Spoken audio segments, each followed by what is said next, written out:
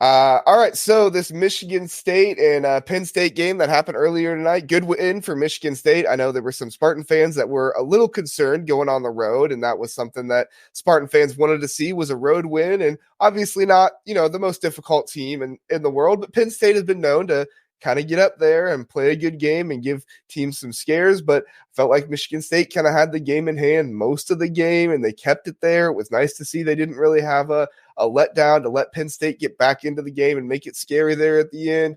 I'm curious what your thoughts are on the win, Anthony. Yeah, so I mean, we've been watching the Malik Hall show for the second half of this season. He's just erupted and, gotten the classic case of Izzo senioritis in the best way possible. He's been an elite finisher. He was 10 for 13 today from the field.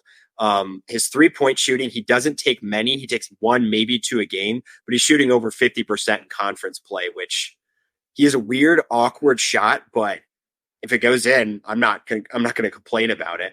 Right. Great to see Akins step up on the road. Obviously he was scorching hot in the first half. He's 4 for 7 for 3 on the game, and he had that crazy yam dunk in the first half. I'm not sure if you got to see it or not. It was in transition. It was unbelievable dunk. So that was really good from him. I was a little disappointed to see AJ Hoggard have such a quiet game, given that he's from Pennsylvania, given that he, I don't know, a lot of his family was probably there. He had a really good game at Penn State last year. He had 23 points. So I was a little bummed that he was quiet tonight, but it's, you take what you get, I guess, with AJ. I know when he's dialed in, it's a hard team to beat, but again, if you're getting 20 from Akins, 29 from Hull, a road win's a road win, right? You can't complain about that. MSU showed a lot of energy, first half, they put together good offensive pieces where they were moving the ball well. Their mid-range, shooting was really good. So, and actually, Carson Cooper stepped up. He had 10 points tonight. That was one of his, maybe his best game of the season, or one of his better ones. So this is the time of the year where you see Izzo really hone in on a 7 or 8 player lineup. He's done all of his tinkering. I think he kind of knows what pieces he has at this point, and he's really just going to roll with the squad that he has. It's part of the reason I think he's probably not going to go to the transfer portal, because he knows the chemistry of this team, and I don't know if he's going to inject something he doesn't know about into that mix mid-season, helpful as it may be.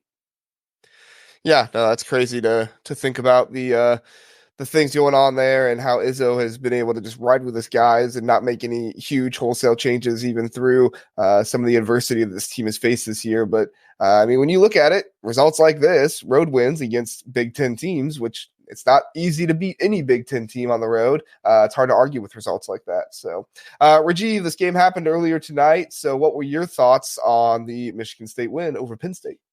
Yeah, one thing that I'm always very consistent on all the time is that any road win in the Big Ten is a good win. Take the win on the road. If you can split your games on the road, and do well at home, you're probably going to be in the mix for the league. So I think any win's good. We lost to Penn State. I think it's weird because it's a kind of a crappy atmosphere. They seem to have no fans that go to the games, but for some reason, look, it's hard to win those games because the confidence level of the home team is so huge. So, look, I like many people, was happier when Michigan State was a little bit lower on the standings. And then because the Tom Izzo team, and even though, you don't have a lot of points here from Walker and Hoggard, Malik Hall is incredible. Akins is incredible. They're really good players. And I just feel like I don't want to see Michigan State anytime any soon. We already beat them twice this year. I don't want to see them in the Big Ten tournament. I don't want to see them in the NCAA tournament. They're a scary team because they got great athletes and because they have Tom Izzo on the bench. Tonight, I thought was a very professional type win.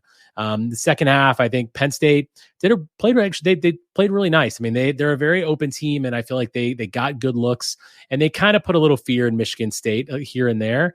But for the most part, every single time there'd be a little Penn State run, Malik Hall would do something else, right? Or Akins would shoot another 3. So I feel like that's the kind of win you need to have on the road. Michigan State is just continuing to improve. They had a slow start to the season, obviously underachieved expectations, but I don't think anyone wants to see them in March, and they're once again going to be dangerous. So yeah, this was a good win for them, and exactly what you need to do to just keep climbing up the Big Ten standings. Yeah, no, for sure. We got some people here in the chat. Sonny says it's on for second Rajiv. He knows Sonny, you in you play Illinois. us once, and you got to come to Madison, so we're happy about that. Yeah, I'm sure that was more about the Wisconsin schedule earlier, but I wanted to make sure we had Sonny give a shout out there.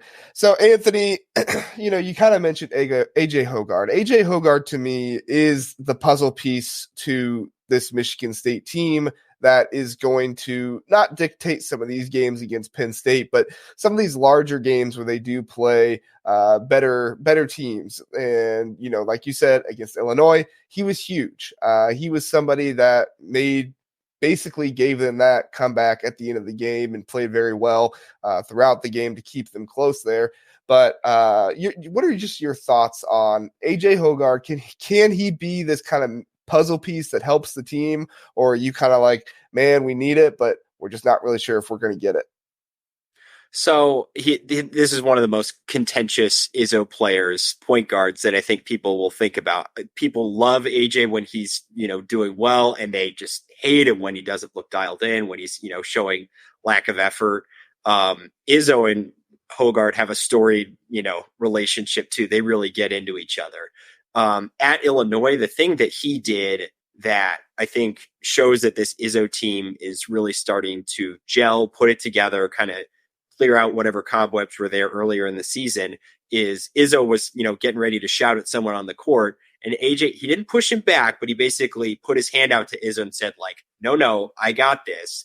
The best Izzo teams that they have are the ones where he has a coach that's on the floor. And Walker is a dog in terms of like getting a bucket, but he's not the straw that stirs the drink in terms of getting this team, being the leader on this team. That's AJ.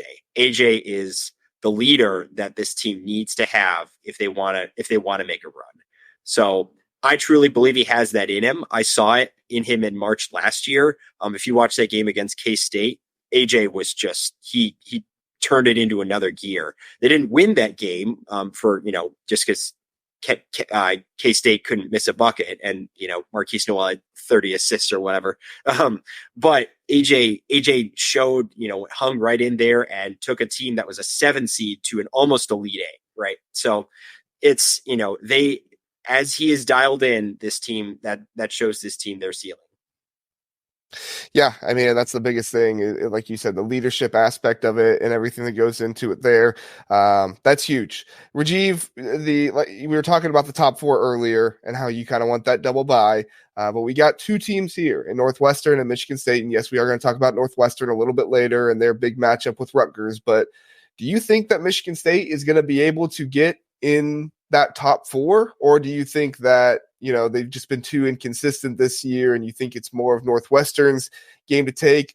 They kind of have some similar schedules here down the road. I would say Northwestern is easier. However, Northwestern and Michigan State do play, and it is at Michigan State, second last game of the year. I'm curious your thoughts on who do you think will kind of be that 4th piece, because right now it looks like it will be Purdue, Illinois, and Wisconsin. So if we just assume that, who's going to be the 4th piece to these double buys?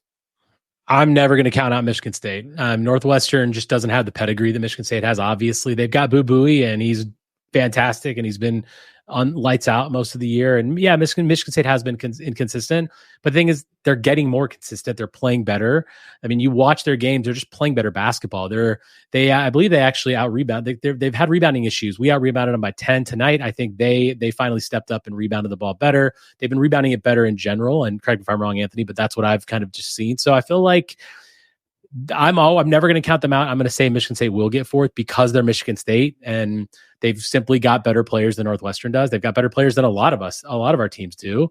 But they've had an iffy start, but like I said, I absolutely think they'll get 4th. Northwestern is really good, and I'm excited to continue watching them, but I think they're going to, as we've said many times, winning on the road's hard, no matter where you play, all the way down to Michigan and Ohio State. Like, it's still hard to win there too. But they're going to just kind of stumble down the stretch, whereas a Tom Izzo team tends to find it when it matters. Yeah, no, they definitely. What were you gonna say, Anthony? The other thing you're going to want to keep in mind is that they just announced it today. Ty Berry tore his meniscus and is out for the rest of the season. Yes, that's actually one of my talking points for the preview for Northwestern. But they have 3 guys who've hit 53s on the season. He's one of them, and they're a great outside shooting team. But losing a guy like that, it's gonna make it harder to win games down the stretch. So I think it's hard to ignore one of your key starting contributors being out the rest of the year. Yeah, no, for sure. And that's a huge piece there. That could be hard for them. Philip actually was saying the same thing. The Ty Berry injury could be a major problem for Northwestern. He's been a huge piece to their offense so far this year. Basically every big game you see him in, the announcers are talking about Boo Buie and right-hand man Ty Berry right there, being able to hit shots. And Northwestern has even gone to Ty Berry sometimes late in games over Boo Buie. So it's been interesting to see that dynamic there. Thanks for listening to the Big Ten Huddle. Please do like and subscribe. We appreciate that. If this was your first time listening, we are the Big Ten Huddle. We cover all things Big Ten football and basketball. We have a long episode every Sunday, Tuesday, and Wednesday night, all at 9 o'clock. So come in, check us out, get in the chat, let us know what you're thinking. We would love to have you join us and learn more about the Big Ten.